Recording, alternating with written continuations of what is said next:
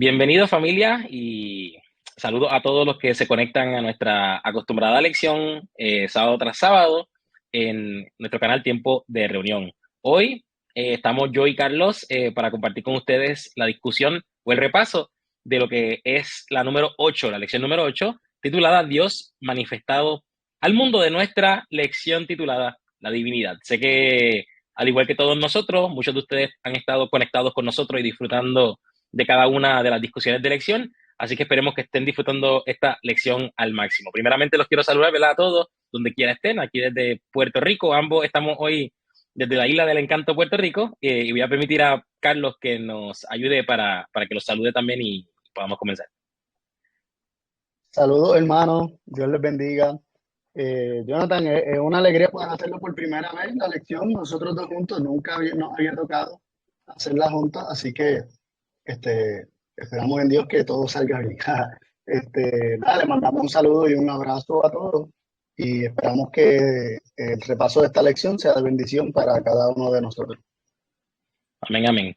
Así que, como acostumbramos, vamos a estar discutiendo nuestra lección y primeramente vamos a tener una oración, así que le voy a pedir a Carlos que, si puede, nos acompañe con la oración inicial.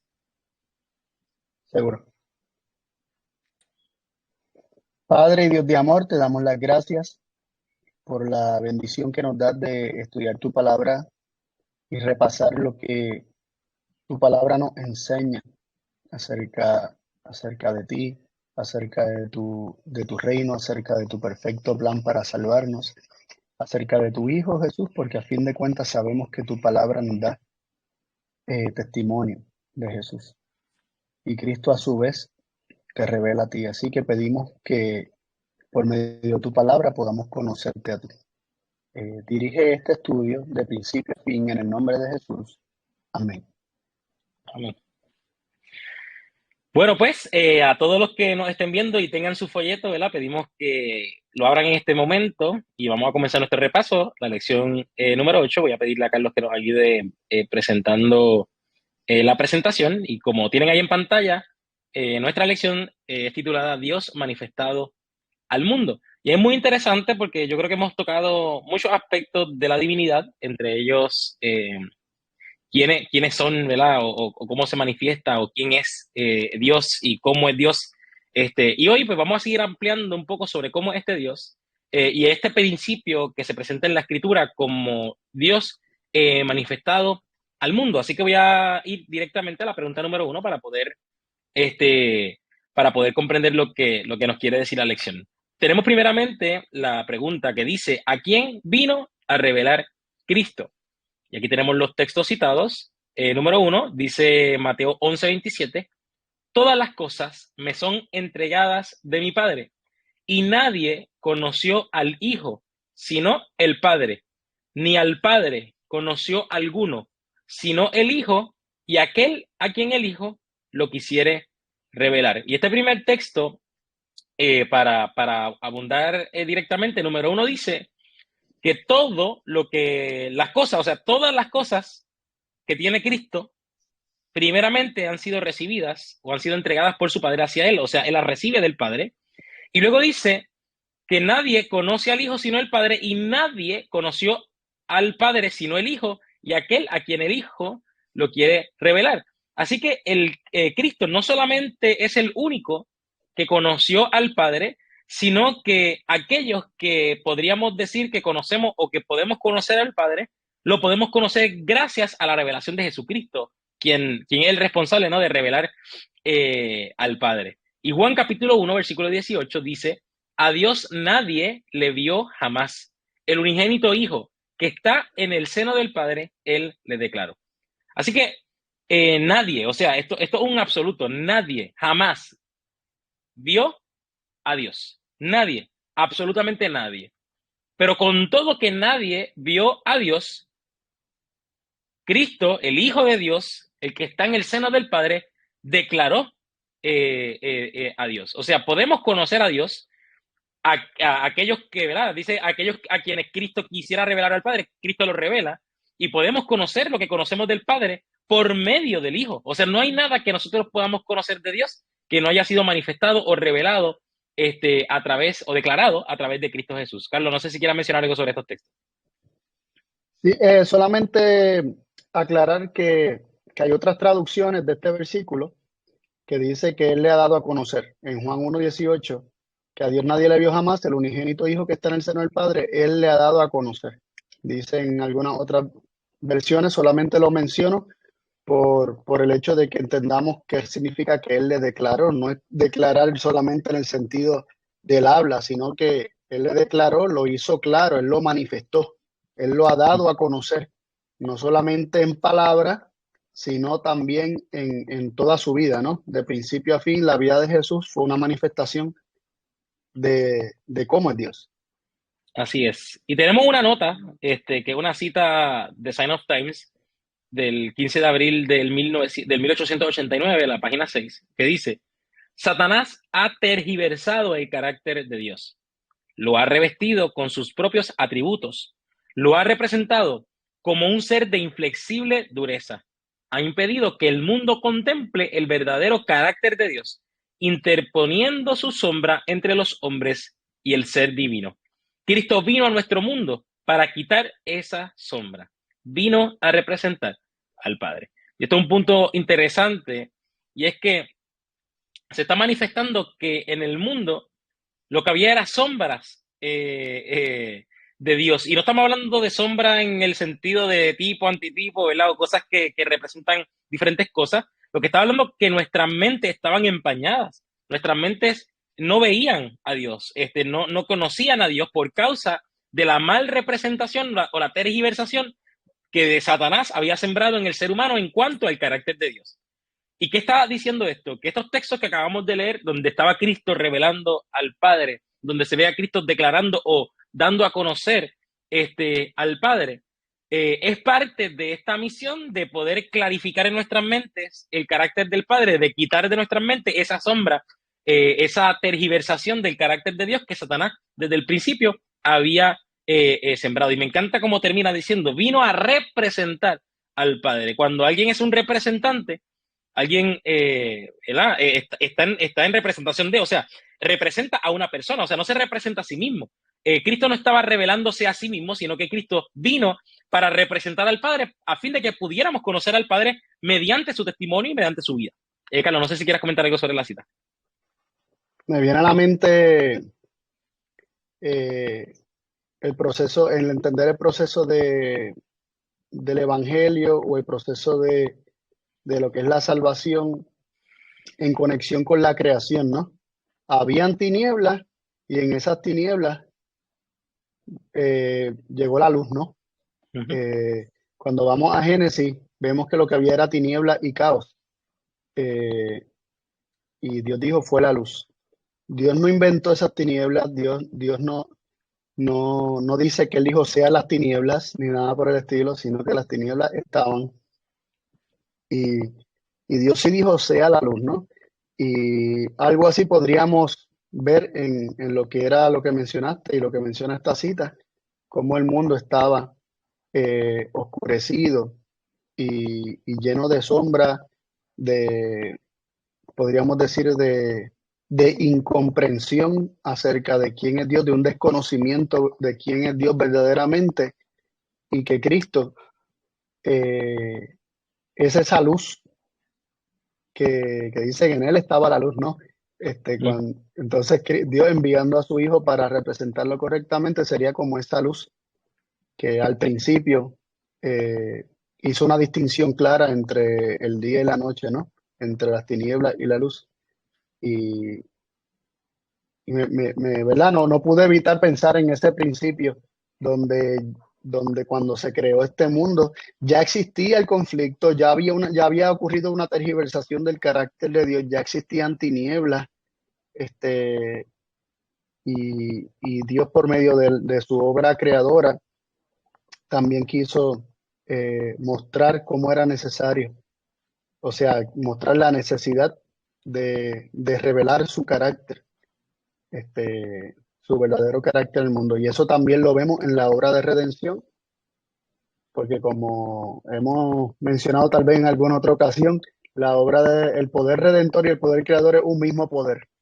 ¿verdad? Es el poder de crear una nueva criatura en nosotros, el mismo poder por el cual Dios creó, ¿verdad? Al hablar, ¿no? El poder de la palabra, este, de Dios tiene el poder para hacer aquello para lo cual Dios lo envía. Nada, continuemos con la próxima pregunta. La segunda dice, ¿cuál fue su especial misión? La especial misión de Cristo. Y vamos a leer, no los vamos a leer todos los versículos, ¿verdad? Porque creo que con algunos nos basta, pero ahí arriba están las citas de los versículos que pone la lección. Y vamos en esta ocasión a leer Juan 17 del 4 al 6, palabras de Jesús en su oración al Padre, que dice, yo te he glorificado en la tierra, he acabado la obra que me diste que hiciese. Y ahora, oh Padre, glorifícame tú contigo mismo, con la gloria que tuve contigo antes de que el mundo fuese. He manifestado tu nombre a los hombres que del mundo me diste. Tuyos eran y me los diste y han guardado tu palabra. ¿Qué nos dice estos versículos? Nos presenta que la misión de Cristo era glorificar a Dios en la tierra, manifestar su nombre. Y, ¿verdad? También por estudios que hemos hecho anteriormente, sabemos que glorificar a Dios es revelar su gloria y la gloria de Dios radica en su bondad, en su carácter, tal como aparece en Éxodo 33 y 34, ¿verdad? Éxodo 33, versículos 18, 19. Y en el capítulo 34, cuando Dios manifiesta su gloria y proclama su nombre, que también consiste en lo mismo, Dios describe su carácter. Así que Cristo, glorificando al Padre en la tierra, es revelando su carácter y manifestando su nombre ante los hombres, también implica lo mismo, revelar cómo es Dios, revelar el carácter de Dios. No sé si quiere añadir algo sobre este versículo, si no pasamos a la nota que está abajo, tú me dices. Sí, no, siempre me llama la atención esa parte que dice, he acabado la obra que me diste que hiciese. Entonces, es interesante cuando Cristo en vida, o sea, todavía no había llegado a la cruz, ya él había establecido que la obra que se le dio que hiciese ya había sido acabada. Que sabemos que la cruz pues perfecciona, ¿no? Esta obra. Pero me llama la atención eso. Amplifica, podríamos decir, ¿verdad? Que Sí, como que la amplifica, ¿no? la hace más amplia, más evidente, pero me llama mucho la atención cómo Cristo a esta altura de su vida dice, ya yo hice la obra que me diste que hiciese, se cumplió. En ese sentido, pues me deja saber que en la obra de Cristo realmente era era justo esa, la de glorificar, la de clarificar, la de presentar el nombre de Dios, el carácter de Dios. Esa era la obra que Cristo vino a hacer a este mundo. Y eso, ¿verdad? Creo que es un punto también importante para considerar. Sí, y que ya en ese punto ya Cristo lo había revelado plenamente. En ese momento ya Cristo lo había revelado plenamente, pero como bien menciona, eh, al final de la oración, Cristo también menciona que Él lo quiere revelar aún más. Ujú. Entonces es como que aún lo que le quedaba por delante sería una expansión de ya esos principios que se habían establecido. Es como que a través de todo el ministerio, Cristo presentó el carácter de Dios, el carácter de ese amor, ágape, de ese amor abnegado, de ese amor autosacrificado, de ese amor que se niega a sí mismo, y vive solo para bendecir a los demás, no busca lo propio, ¿no? Todos esos principios Cristo los manifestó en su vida, pero tenemos que la cruz sería como que un estallar de esos principios, ¿no? Un Ujú. estallar y hacer evidente esos principios que ya Cristo había manifestado a través de toda su vida. Y leemos la nota que aparece ahí, del Bible Echo de 1 de noviembre de 1892, la página 3 dice, Cristo vino a representar el carácter de su Padre, a reconquistar al hombre a la lealtad a Dios, a reconciliar al hombre con Dios. Se propuso encontrar al enemigo y desenmascarar sus artes para que el hombre pueda elegir a quién servir. Y como acabamos de mencionar, aunque Cristo hizo esto a través de toda su vida, especialmente su ministerio, es mucho más evidente y abundante a través de la cruz, ¿no? Así que No sé si quiere añadir algo a Sí, no, esta. solamente me llamó la atención que dice que se está presentando esta obra de representar el carácter de su padre como la forma en cómo se reconquista la lealtad del hombre a Dios o la forma de reconciliar el hombre con Dios. No hay otra forma, o sea, la única forma de que el hombre sea reconciliado a Dios es aceptando, recibiendo el testimonio que Cristo ha dado acerca de su padre. Este, Ujú. ¿verdad? Es a través de esa revelación que somos reconciliados. Me llama la atención eso. Bueno, la pregunta número 3 dice, eh, si me puede ayudar allá, ok, ¿qué significa que Dios fue manifestado en carne? ¿No? Y es la pregunta quizás central, o por lo menos relacionada al título, ¿no? Dios manifestado en carne, pero ¿qué significa esto según la Escritura? Pues leemos Juan capítulo 14, versículos de 9 al 11, que dice, Jesús le dijo, tanto tiempo hace que estoy con vosotros y aún no me has conocido, Felipe. El que me ha visto a mí, ha visto al Padre. ¿Cómo pues dices tú, muéstranos al Padre? ¿No crees que yo soy en el Padre y el Padre en mí? Las palabras que yo os hablo, no las hablo de mí mismo, sino que el Padre que mora en mí, Él hace las obras. Creedme que yo soy en el Padre y el Padre en mí. De otra manera, creedme por las mismas obras. Y esto me llama mucho la atención porque nosotros sabemos que quien se encarnó fue el Hijo de Dios, el que vino encarnado. Pero ¿de qué manera Dios se manifestó en la carne? ¿Verdad? Ahora aplicado directamente a este principio de Dios manifestado en carne, implica que el Padre estaba en Cristo. El Padre a través de Cristo obraba. El Padre a través de Cristo hablaba. Y es muy interesante, ¿no? Como Cristo menciona que Él no hace nada, que Él no habla nada, sino que es el Padre en Él, que es el Padre en Él quien obra y quien habla por Él. Y por eso dice, tanto tiempo que estoy con vosotros y todavía me dice que muestre al Padre, pero si es que el Padre es el que ha estado hablando a través de mí. El Padre es el que ha estado obrando a través de mí. No sé si quieras mencionar algo sobre eso, Carlos. Eh, sino que es el Padre en Cristo, y así mismo como el Padre en Cristo, Cristo nos asegura que Cristo en nosotros. Ujú. Tú en mí, yo en ellos, ¿verdad? Como menciona en Juan 17, y, y esto hace que Dios esté en nosotros también, ¿no? Porque si Dios está en Cristo y Cristo en nosotros, tanto Dios y Cristo están en Ujú. nosotros, como también aparece ahí mismo en Juan 14, versículo 23, que el que guarda la palabra de Cristo, el que me ama y guarda mi palabra guardará, y mi Padre le amará y vendremos a él y haremos nuestra morada con él. Ujú. Así que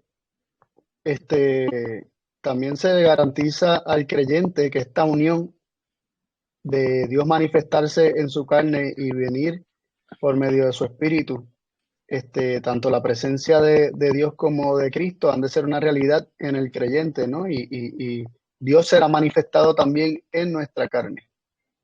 Así es. Es una promesa hermosa pensar que, ¿verdad? Que esto no es solamente exclusivo de Cristo, sino que lo que se manifestó en Cristo se puede manifestar también en cada uno de nosotros. Amén, amén, amén, amén.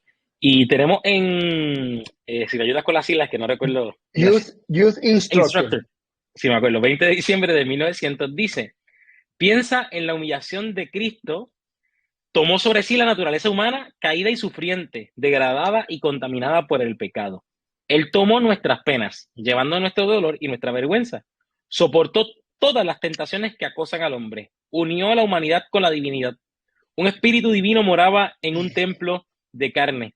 Se unió con el templo. El verbo se hizo carne y habitó entre nosotros, porque al hacerlo pudo asociarse con los pecadores y afligidos, hijos e hijas de Adán. ¿Verdad? Y es interesante, ¿no? Cómo ese espíritu divino moraba en un templo de carne. Y gracias a Dios, ¿verdad? Por lo que menciona, que también nosotros tenemos acceso a que el Espíritu Divino more en nuestra carne también. Carlos, no sé si quieras mencionar algo sobre eso. No, continuamos con la Adelante. próxima pregunta. Eh, Nos dice la pregunta número 4. ¿Qué significa el hecho de que ver a Cristo sea igual que ver al Padre? Ahí tenemos Hebreos 1:3 que nos dice lo siguiente. el cual siendo el resplandor de su gloria y la imagen misma de su sustancia, y quien sustenta todas las cosas con la palabra de su poder, habiendo hecho la expiación de nuestros pecados por sí mismo, se sentó a la diestra de la majestad en las alturas. Aquí tenemos en este versículo que se nos presenta a Cristo como siendo el resplandor de la gloria del Padre. Así que Cristo, ver a Cristo es ver al Padre, porque Cristo lo que hace es resplandecer la gloria del Padre. Hace que la gloria del Padre resplandezca. Hace que se amplifique el conocimiento de la gloria de Dios, ¿no? Y también se nos presenta a Cristo como la imagen misma de la sustancia del Padre. Cuando hablamos a veces de la sustancia de las cosas, hablamos de la realidad de las cosas, ¿no? Sí, que Cristo es la imagen misma también en el sentido de la realidad del Padre, aunque la palabra aquí sustancia pudiera hacer alusión a, a la naturaleza como tal de Dios. Vemos que Cristo es la imagen misma, la imagen exacta de esa naturaleza, de esa sustancia, de esa realidad de lo que es Dios. Así que ese sentido es que cuando vemos a Cristo, estamos viendo al Padre, porque Cristo hace resplandecer su gloria, hace resplandecer su carácter, y Él es la imagen misma de esa sustancia. Y no sé si quieres comentar algo sobre esto, No, y vino a la pasamos a la mente cita. como, no, no, vino a la mente mía que a veces a uno no le gusta los reflejos o los resplandores de diferentes cosas porque la realidad es que no son perfectos necesariamente o fieles al original. Pero estamos hablando de Dios y de su Hijo Cristo, quienes son, ¿verdad? Dice de Dios que Dios es perfecto en toda su obra. Cristo manifiesta esta misma perfección. Este resplandor de la gloria del Padre, o sea, no es distinto, no es imperfecto, ¿sabes? O sea, Cristo es tan Cristo es tanto como, como el Padre es, o sea, son igual, o sea, no hay diferencia en cuanto a la manifestación. Cristo no revela al Padre imperfectamente, Cristo revela al Padre perfectamente. Quería mencionar eso. Sí, y de hecho la cita, ¿verdad? Que está la nota adjunta a esta pregunta, nos habla precisamente de eso. Nos dice que en Cristo Dios contempló el reflejo de su propia imagen. Es interesante esa primera parte. No la leo completa porque así la vamos disectando, Ujú. ¿no? Pero dice que en Cristo Dios contempló el reflejo de su propia imagen. ¿Qué quiere decir esto? Que cuando Cristo vivía aquí en la tierra y en su ministerio aquí en la tierra, Dios lo miraba y veía su propia imagen. Veía su propio carácter, no veía nada distinto, nada inferior, nada menor. Veía el reflejo de su propia imagen. Era como mirarse al espejo, ¿no? Este, Dios fue manifestado en carne, continúa diciendo la cita, debido a la completa identificación de su carácter con el de Cristo. Así que, ¿en qué sentido significa que Dios fue manifestado en carne?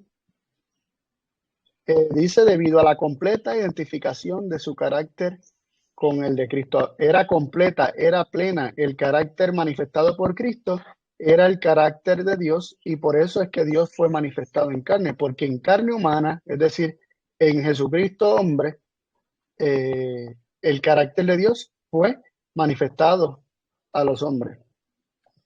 Que Dios se manifestara, sigue diciendo, así en la carne fue asombroso para la hueste celestial. El misterio que había estado oculto desde los siglos y las generaciones. Aún el universo celestial se sorprendió que en carne humana el carácter de Dios pudiera ser manifestado perfectamente. Tremendo. Esto está en Signs of the Times, abril 15 de 1897. Súper. Avanzamos a la pregunta número 5, que tenemos la siguiente pregunta. ¿Actuaba Cristo por su propia cuenta? Juan 5:30 dice, no puedo yo hacer nada de mí mismo.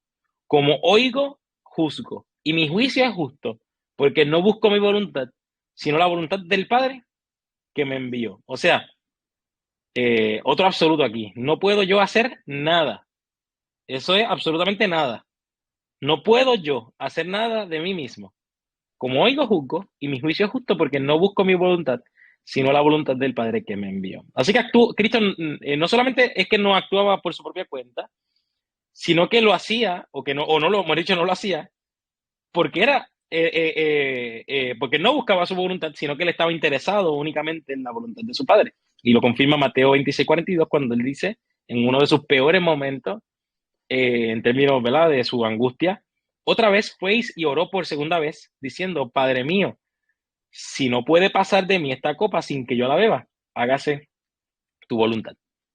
Así que vemos, ¿verdad?, como el deseo de Cristo era hacer la voluntad del Padre y por esa razón no actuaba por su propia cuenta. Carlos, no sé si quiera mencionar algo.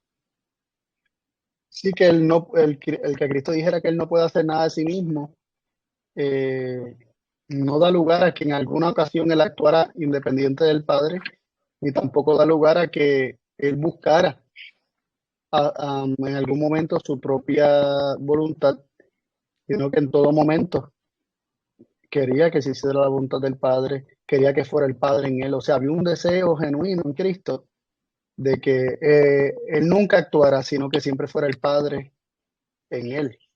Ujú. Este, cuando él dice que no puede él hacer nada de sí mismo, eh, todos nosotros sabemos que en la humanidad está la posibilidad de nosotros actuar por nosotros mismos, en el sentido de actuar independiente de la voluntad de Dios y de la vida de Dios. Y en lugar de dejar a Dios actuar, nosotros lo echemos fuera de nuestra vida, alejemos su espíritu y actuemos independiente de él. Esa posibilidad está, pero cuando Cristo dice que él no puede hacer nada de sí mismo, este, se debe a que la explicación viene después porque no busco mi voluntad. O sea, mientras nosotros tengamos el genuino deseo de simplemente hacer la voluntad de Dios, y digo el genuino deseo porque de boca podemos decir que queremos hacer la voluntad de Dios, este, pero tratar de hacerlo por nuestra propia fuerza o sin comprender nuestra incapacidad natural para hacer la voluntad de Dios y para obrar justamente. Este, sí, pero si nosotros tenemos el genuino deseo de hacer solamente la voluntad de Dios y no le echamos fuera, sino que le permitimos siempre a Él hacer nosotros todas sus obras, entonces no podremos hacer nada de nosotros mismos porque hemos muerto al yo. No hay cabida para el yo en nuestra vida y por lo tanto todo lo que se manifiesta es Dios manifestado en carne, como fue en la vida de Cristo. No sé si pasamos Ujú. a ver Ah, si sí. a ver si hay alguna nota o no. Está la pregunta número 6 que nos dice, ¿cómo nos pide Cristo que actuemos? ¿Según la voluntad de quién? Ahí aparece en Mateo 6:10 que dice, venga tu reino, sea hecha tu voluntad como en el cielo, así también en la tierra. Esto es en la oración modelo, ¿verdad? En lo que se conoce popularmente como el Padre Nuestro, donde Jesús, enseñándole a los discípulos orar, les dice, sea hecha tu voluntad como en el cielo, así también en la tierra. Se nos dice que nosotros debemos anhelar y pedirle a Dios que se cumpla su voluntad, no la nuestra. Sin embargo, en nuestra práctica muchas veces tratamos de convencer a Dios de que haga nuestra voluntad en lugar de nosotros eh, pedir la suya, ¿no? Y Jesús nos está enseñando a, a confiar en Dios como un Padre amante, por eso comienza diciendo Padre nuestro que está en los cielos, y luego dice, se hecha tu voluntad, porque si nosotros realmente confiamos en Dios como un Padre, si nosotros le creemos a Él y sabemos que su voluntad es buena, agradable y perfecta, siempre vamos a querer que esa buena, agradable y perfecta voluntad sea hecha en la tierra. Se nos pide que pidamos, ¿verdad? Cristo nos dice que sea nuestra oración, nuestra petición, que se haga la voluntad de Dios. Y yo le añadiría esto, y no la nuestra, porque así bien vimos que Cristo cuando oraba decía, se hecha tu voluntad y no la mía, ¿no? Este, entonces, en Marcos 3:35 leemos lo siguiente, porque cualquiera que hiciere la voluntad de Dios, este es mi hermano y mi hermana y mi madre. Así que vemos que es de un hijo el que pida la voluntad del Padre. Todo aquel que realmente quiere que se haga la voluntad de Dios es un hijo. Y esto nos confronta un poco porque significa que cuando nosotros queremos que Dios haga la nuestra, no nos estamos comportando como hijos. O sea, no estamos manifestando que, que reconocemos a Dios como nuestro Padre. Recordemos que Jesús oraba. Allí en Marcos también cuando se registra el incidente del Getsemaní que Cristo oraba, Marcos registra algo interesante.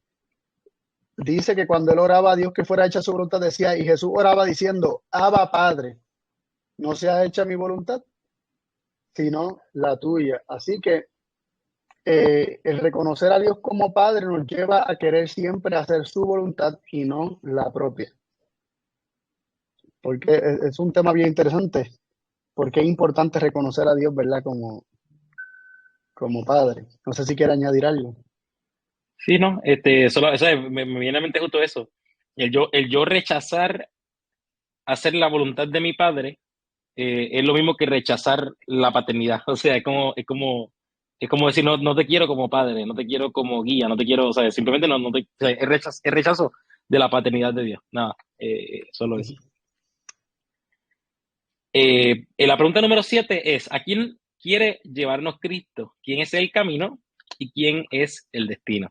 Y nos cita Juan capítulo 14, versículos del 1 al 6, que dice, no se turbe vuestro corazón. ¿Creéis en Dios? Creed también en mí. En la casa de mi padre muchas mansiones hay. Si así no fuera, yo os lo hubiera dicho. Voy, pues, a preparar lugar para vosotros. Y si me fuere y os preparare el lugar, vendré otra vez y os tomaré a mí mismo, para que donde yo estoy, vosotros también estéis. Y sabéis a dónde voy y sabéis el camino. Le dijo Tomás, Señor, no sabemos a dónde vas. ¿Cómo pues podemos saber el camino? Jesús le dijo, yo soy el camino, la verdad y la vida. Nadie viene al Padre sino por mí. Pues estos textos lo veo aplicado en dos caminos. Número uno, la versión o la expresión directa cuando Jesús termina diciendo, yo soy el camino, la verdad y la vida. Nadie viene al Padre sino por mí. Pero estoy viendo como que es el camino, o sea, Cristo es el camino al Padre, Cristo es el camino para conocer al Padre. Pero al mismo tiempo, teniendo el contexto del capítulo completo, donde Cristo comienza hablando, que si creemos en Dios, creemos también en Él, o sea, Él revela a Dios, por lo tanto, si creemos en Él, vamos a creer en Dios. Luego comienza a hablar de las mansiones que Él va a preparar, el lugar que Él nos quiere llevar, y luego en ese contexto, Él nos dice, ya ustedes saben a dónde voy y cuál es el camino, y luego dice, yo soy el camino, nadie va al Padre, sino a través de mí.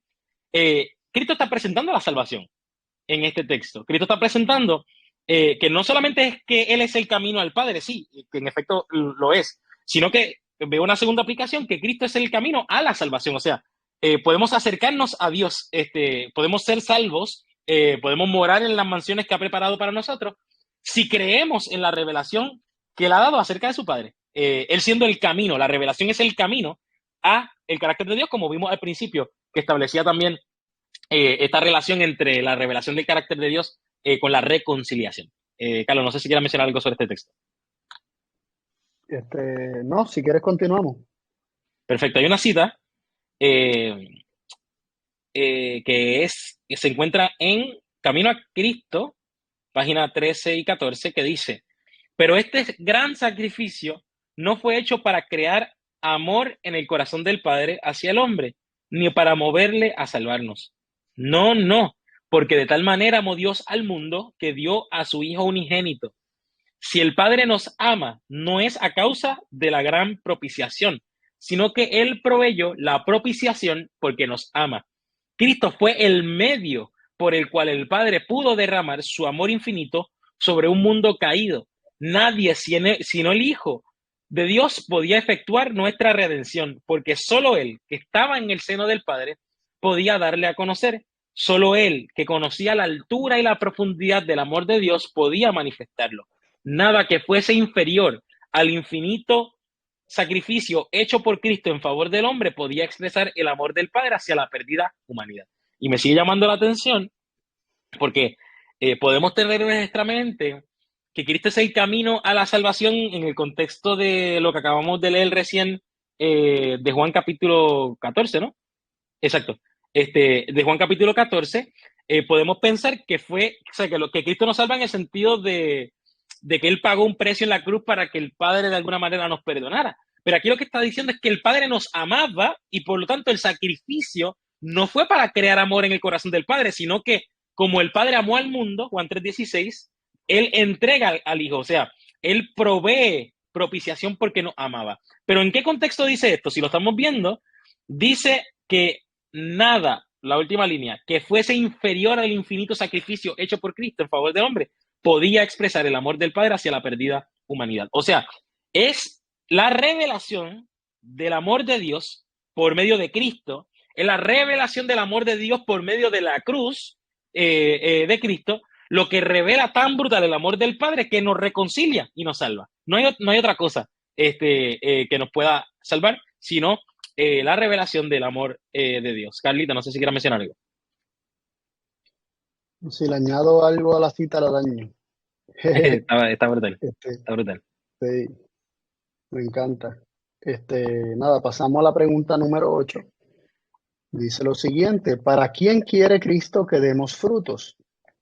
Y leemos en Juan 15, del 1 al 10, dice lo siguiente: Yo soy la vid verdadera, y mi Padre es el labrador. Todo pámpano que en mí no lleva fruto, lo quita, y todo aquel que lleva fruto, lo limpia para que lleve más fruto. Aquí me paro un momentito, me detengo un momento aquí, porque la pregunta dice que ¿para quién Cristo quiere que demos fruto? Y comenzando la parábola, o podríamos decir, ¿verdad?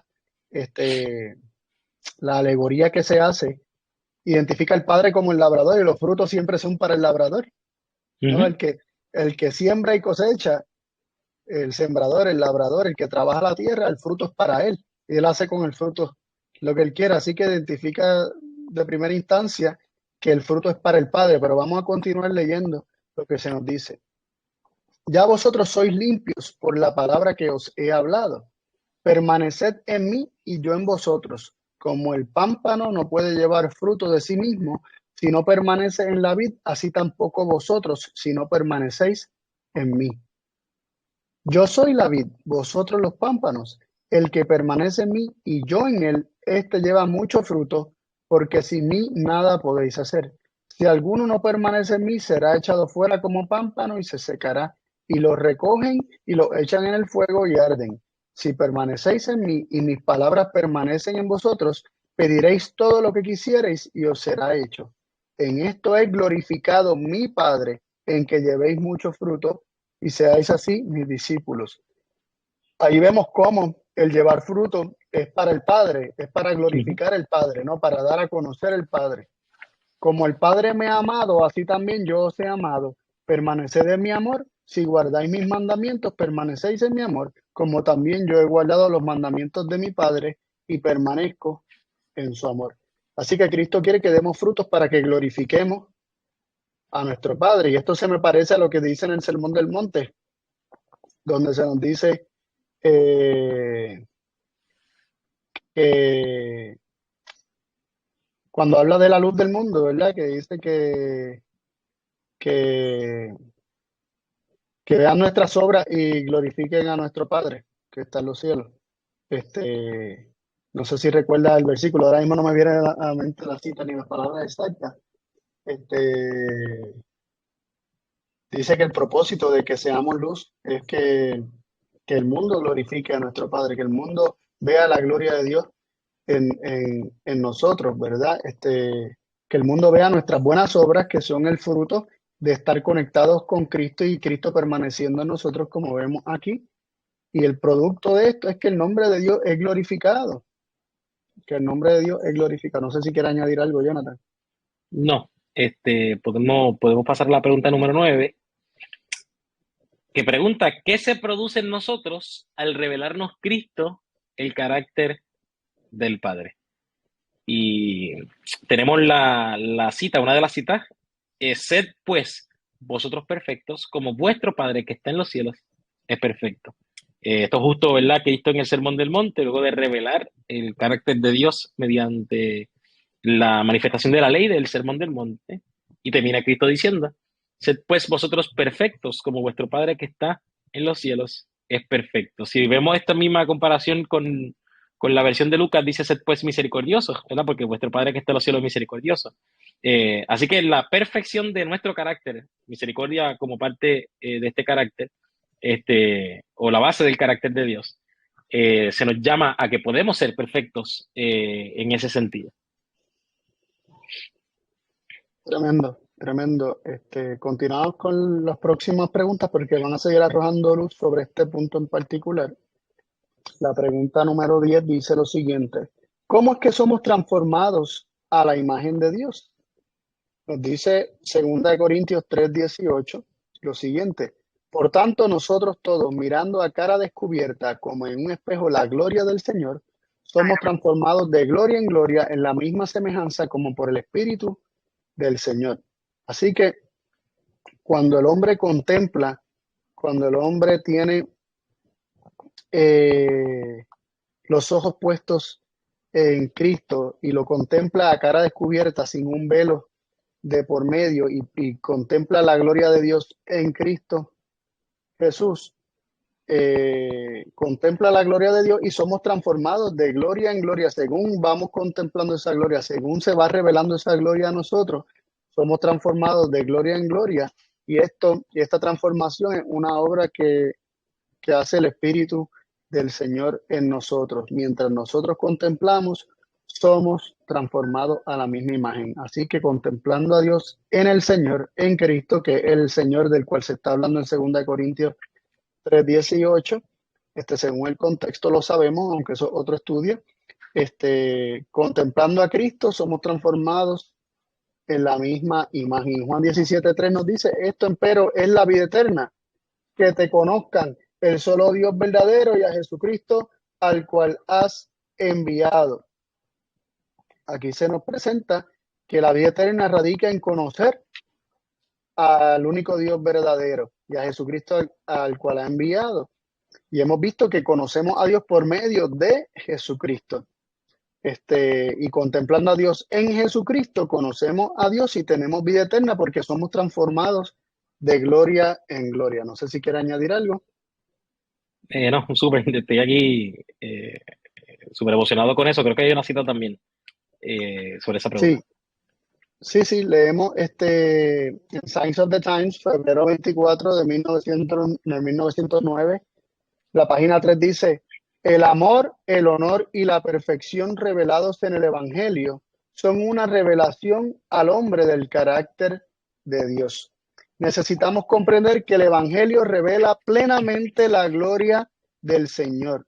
Es el espejo que revela el carácter de Dios al alma convertida. La semejanza a Dios se revela en el carácter perfecto de su Hijo para que podamos comprender qué significa ser hechos a semejanza de la imagen de Dios y qué podemos llegar a ser si por contemplar constantemente permitimos ser transformados de gloria en gloria. Así que en el Evangelio, en las buenas nuevas y en el Evangelio, la aplicación que se le da aquí es la revelación que Cristo trajo. Dice que se contempla perfectamente, plenamente la gloria del Señor y poniendo nuestros ojos en Cristo, contemplando el Evangelio, somos transformados de gloria en gloria.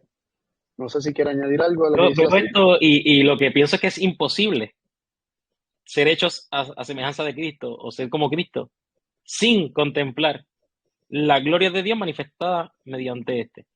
O sea, si yo no Sí, conozco a Dios mediante esa revelación de Cristo, me es imposible convertirme o convertirme en Cristo, ¿verdad? En el carácter de Cristo. Iba a decir algo, Carlos. sí, sí que la pregunta podría surgir en la mente de muchas personas, dudando o confundiendo la obra que ocurre a partir de la venida de Cristo y de la encarnación de Cristo Mm. en este mundo y pensar que entonces todos los que no tuvieron esa manifestación en carne de Cristo, pues estaban destinados a jamás conocer a Dios. Sin embargo, Abraham vio el día de Cristo y se gozó. Y nos dice el libro de Hebreos que el Evangelio le fue predicado de igual forma al pueblo antiguo como a nosotros, dice Hebreos, creo que el capítulo 4. Entonces, el versículo 2, pero que no les sirvió, a muchos no les sirvió por no mezclar con fe lo que Perfecto. habían oído, ¿verdad? Entonces, tenemos que Dios sí se manifestó en carne en algunas personas, ¿no? En Enoc sabemos que ocurrió. Tenemos a, a otras personas que se nos habla de que fueron justificados y se nos testifica acerca de una transformación que ocurrió en sus vidas. ¿Y quién hizo esta transformación? ¿Cómo ocurrió? Abraham vio mi día y se gozó. Abraham contempló a Cristo. El rostro de Moisés fue iluminado con la gloria de Dios, con el carácter de Dios. Esta manifestación sí estaba y se daba también por medio de Cristo y, y en la revelación del Evangelio que había en tiempos del Antiguo Testamento, tenía el mismo efecto de transformar al hombre. Sin embargo, pocos la apreciaron y, y en tiempos del Nuevo Testamento, una vez viene Cristo, fue evidenciada, ¿no? Fue manifestado de forma más abundante y más amplia, pero sigue siendo la misma revelación. No era un carácter distinto lo que se manifestó, era el mismo carácter, la misma gloria que se había manifestado en la antigüedad, pero de forma más amplia. Y ahí también vemos esto cumpliéndose en la vida de Cristo, como comenzamos esta lección. Vimos que Cristo dijo que él ya había manifestado a los hombres la gloria de Ujú. Dios, ¿verdad? El nombre de Dios ya lo había manifestado, él había acabado la obra de glorificar a Dios en la tierra, de revelar su gloria, pero aún la cruz iba a ser una explosión, una amplificación, una expansión de esos principios. Pues asimismo, nosotros tenemos que el Evangelio se había manifestado desde la antigüedad, pero Cristo lo que hace es revelar, amplificar esos principios que ya estaban, pero que estaban ocultos ante la vista de muchos hombres y solamente algunos la habían apreciado y habían permitido que Dios los santificara al contemplar su gloria en el Evangelio, aún desde tiempos antiguos o previo a la encarnación de Cristo. Y te escucho, Carlos, y rápido pienso entonces, ¿sabes? Me hace mucho sentido el hecho de que el Evangelio es un Evangelio eterno. Siempre ha Ujú, existido. Lo hemos visto quizás adaptado de diferentes formas, ¿no? Según los tiempos, pero gloria a Dios, ¿verdad? Porque el Evangelio siempre ha sido el mismo y siempre será el mismo. Y son las buenas noticias acerca de Dios, y de su amor. Así que gloria a Dios por eso. ujú. Continuamos con la próxima pregunta, Jonathan. La número 11 dice, ¿qué atributos principales del carácter de Dios vino a dar a conocer Cristo? Tenemos primera de Juan capítulo 4 7 y 8 que dice, amados, amémonos unos a otros porque el amor es de Dios. Todo el que ama es nacido de Dios y conoce a Dios. El que no ama no conoce a Dios porque Dios es amor. Así que evidentemente Dios no es amoroso, Dios es amor. O sea, Dios es el amor, o sea, no hay nada que podamos llamar el amor que esté fuera de Dios, porque Dios es, en efecto, amor. Y en este contexto se habla de cómo es Dios, ¿verdad? Y digo yo cómo es Dios, porque acabamos de leer que Dios es amor. Y si Dios es amor, cuando se nos llama a amar, se nos llama a ser como Dios. Y dice Lucas capítulo 6 versículos 35 y 36, amad pues a vuestros enemigos y haced bien y prestad, no esperando nada a cambio, y vuestro galardón será grande y seréis hijos del Altísimo, porque Él es benigno para con los ingratos y malos. Sed pues misericordiosos, también como vuestro Padre es misericordioso. Y es justo eso. Si Dios es amor y se nos llama a amar, se nos manda a ser como Dios. ¿Y qué dice? Ama a tus enemigos, haz el bien, prestando esperando a cambio. ¿Por qué? Porque Él es así. Él es bueno para con los ingratos y con los malos.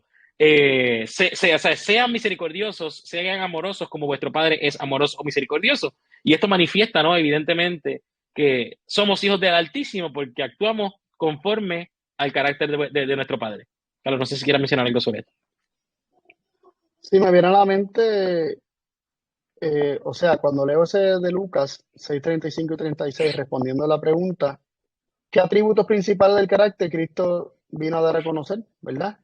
Y, o sea, entre muchas cosas que podríamos buscar muchos versículos, hay muchos aspectos del carácter de Dios. O sea, en esencia, Dios es amor y todas las demás cosas que Cristo manifestó acerca del carácter de Dios parten de que Dios es amor.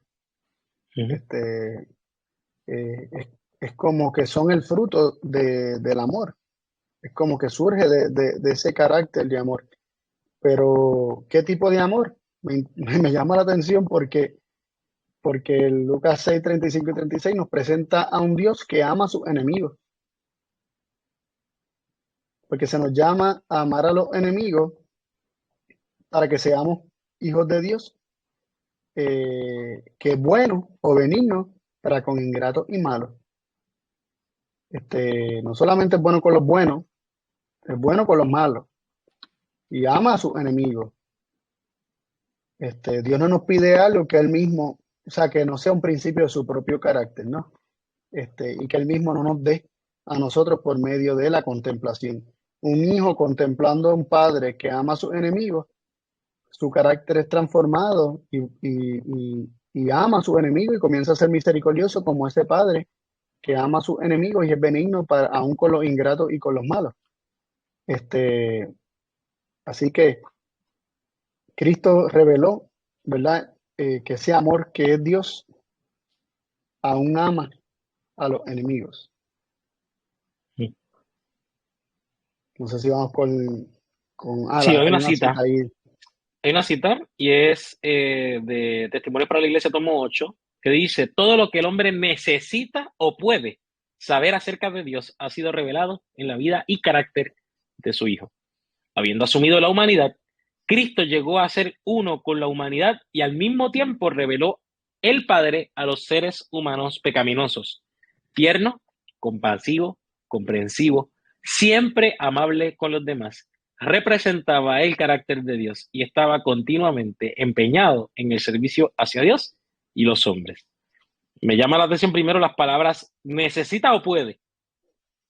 Todo lo que necesitamos, todo lo necesario, y al mismo tiempo todo lo posible, todo lo que se puede, todo lo necesario y lo posible acerca de Dios fue revelado y ha sido revelado en la vida y carácter de Cristo. O sea, cualquier cosa que no haya sido revelado en la vida y carácter de Cristo acerca de Dios, ni lo necesitamos ni es posible saberlo. Ni lo necesitamos ni es posible saberlo. Luego dice, número uno, que Cristo revela al Padre, ¿verdad? Pero ¿cómo lo revela? Tierno. Así es el Padre, compasivo, comprensivo, siempre amable con los demás. Así que en efecto, y se lo sumamos a los textos, ¿no? Siempre amando a sus enemigos, o sea, amable con todos, bueno y malo, ingrato y benigno, independientemente. Así reveló Cristo al Padre, así es el Padre. Es lo que necesitamos saber y es lo que podemos saber de Dios. Carlos, no sé si Ujú. quieras mencionar algo. Sí, me viene a la mente eso de poder y necesitar. O sea, todo lo que se puede saber acerca de Dios fue revelado en Cristo. No hay nada que se pueda saber de Dios que no esté revelado en la vida y carácter de Cristo. Ahora, todo lo que se puede saber lo necesitamos para conocer a Dios. O Ujú. sea, todo lo que se puede saber lo necesitamos para saber quién es Dios. Si hay algo que se puede saber acerca de Dios, y obviamente aquí se nos dice que fue revelado en Cristo, y lo ignoramos, o rechazamos, ¿verdad? O no tenemos la luz o el conocimiento de eso, nos está faltando luz con respecto al carácter de Dios, y, y por lo tanto esto va a tener un efecto eh, en nuestra vida, ¿no? Porque lo necesitamos. Se nos dice que todo eso que fue revelado lo necesitamos. Dice Deuteronomio 29:29 que las cosas ocultas, lo que no ha sido revelado, pertenece a Jehová, más las reveladas son para nosotros y para nuestros hijos, para que podamos poner por obra todas las palabras de la ley. O sea, no se puede vivir en santidad, en justicia, ante el desconocimiento de lo que ha sido revelado. Si ha sido revelado algo es porque lo necesitamos y nos va a capacitar esa revelación para poder vivir en justicia. Amén, así es. Adelante, Y Carlos, con la pasamos, última pregunta. la última pregunta dice, cuando no tenemos a Cristo, ¿de qué forma podemos tener un concepto errado del carácter de Dios?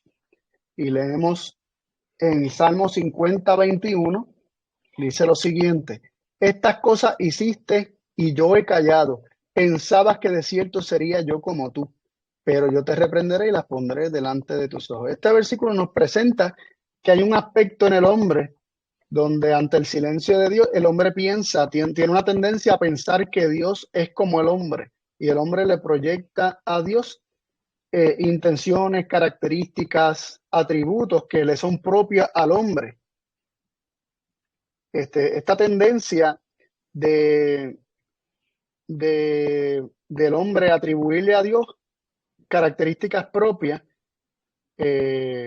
hacer a Dios, podríamos decir, hacer a Dios a imagen del hombre, en lugar del hombre ser hecho a imagen de Dios, hacemos a Dios a nuestra imagen, que ocurre cuando no tenemos a Cristo o cuando se rechaza o se ignora a Cristo como la revelación exacta y perfecta del carácter de Dios. Nos dice en Hechos 5:31 que a Cristo, a Dios ensalzado con su diestra, por su diestra como príncipe o por príncipe y salvador, para dar a Israel arrepentimiento y remisión de pecados, o como dicen otras versiones, perdón de pecados. Es Cristo quien da a Israel el arrepentimiento y remisión de pecados o perdón de pecados. Y también se nos dice en Romanos 2:4 lo siguiente, para conectar estos versículos, dice, o menospreciáis las riquezas de su benignidad y paciencia y longanimidad, ignorando que su benignidad te guía al arrepentimiento. O sea, es la benignidad, la bondad, su paciencia, su longanimidad, las características de su carácter, lo que nos guían al arrepentimiento. Y Cristo fue dado como príncipe y salvador para dar arrepentimiento, y nos hacemos la pregunta, ¿cómo Cristo nos puede dar arrepentimiento? Revelando entonces la benignidad, la paciencia y la longanimidad de Dios para con el hombre. En otras palabras, características que nos han sido dadas como,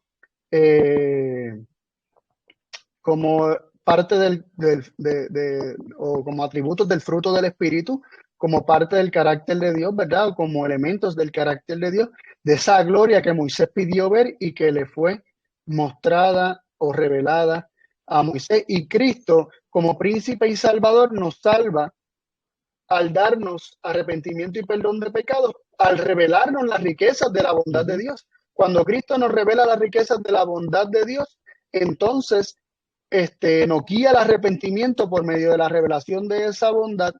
Entonces el hombre recibe de Cristo ese arrepentimiento y también recibe el perdón de los pecados. Así que, en conclusión sobre estos versículos, sin Cristo, nosotros nos quedamos con una versión de Dios ajustada a nuestro propio carácter. Con Cristo se nos revela la benignidad, y bondad de Dios que nos lleva al arrepentimiento y nos permite recibir de Cristo el arrepentimiento y el perdón de los pecados. Y Cristo se convierte en ese sentido, se convierte en nuestro Salvador porque nos salvó de nuestros falsos conceptos y al revelarnos un concepto correcto, nos guió de vuelta al Padre. Así que tenemos aquí algunas citas para leer. No sé si quieres comentar algo de los versículos. Adelante con la Si cita. no, si no pasamos a las citas para ir concluyendo. Nos dice, y el deseo a toda la gente, página 174.3, dice, Cristo hablaba de Dios no como un juez vengador, sino como un Padre tierno, y revelaba la imagen de Dios reflejada en sí mismo. Sus palabras eran como bálsamo para el espíritu herido. Tanto por sus palabras como por sus obras de misericordia, estaba quebrantando el poder opresivo de las antiguas tradiciones y de los mandamientos de origen humano, y presentaba el amor de Dios en su plenitud inagotable. Así que aquí vemos cómo se delinea la obra de Cristo, de revelar a Dios como un Padre tierno y en cada acción, cada palabra, cada mirada, cada gesto, revelándonos a Dios, ¿no? Revelándonos esa plenitud del amor de Dios. Nos dice en Signs of the Times de noviembre 18 de 1889, dice que Cristo vino a representar al Padre en su verdadero carácter. Demostró que no era un juez arbitrario dispuesto a dictar sentencias sobre los hombres, que se deleitara en condenarlos y castigarlos por sus malas acciones. Así que Cristo reveló que Dios no era nada de eso, sino todo lo contrario, como vimos, un Padre tierno. No sé si quiera añadir algo a esto. Sí, no, solamente pienso la bendición que tenemos nosotros de esta revelación. Para que no sea en vano para nosotros, sino que podamos utilizar a Cristo, la perfecta revelación del Padre y esa información adicional a la cual nosotros tenemos acceso para conocer de manera más profunda quién es Dios. ¿Quién es Dios? Bueno, Así creo sea, que ajá, que esto sea, ¿verdad? Que esto se cumpla en nosotros, que esto se cumpla en nosotros. así es. Bueno, gracias a todos, ¿verdad?, por acompañarnos hasta ahora. Espero que se hayan disfrutado esta lección tanto como nosotros. ¿Verdad? Agradezco a Carlos, ¿verdad? Y a todo el equipo de trabajo y Roberto y todos los que han participado para que esta lección sea una realidad. Voy a pedirle a todos que me acompañen en reverencia y concluimos con una oración. Oremos. Padre, gracias por tu bendición. Gracias por tu revelación. Gracias por el costo incluso de esta revelación a fin de que nosotros podamos ser guiados a arrepentimiento. Pido de manera especial que te manifiestes en nuestra carne también, que tú puedas revelarte en nosotros, que podamos contemplarte con toda tu gloria, Padre, y que seamos transformados a esa misma imagen y a esa misma semejanza. Gracias, Padre, por todo lo que haces por nosotros, gracias por tu Hijo Cristo y todo lo que te reveló. Pedimos que cada día te reveles de manera más amplia y profunda en nuestra mente a fin de conocerte. En el nombre de Jesús. Amén. Amén. Bueno, familia, que Dios los bendiga mucho. Será hasta el próximo sábado. Bendiciones a todos. Lo esperamos pronto. Sí, le mandamos un abrazo. Dios los bendiga. Que tengan feliz sábado.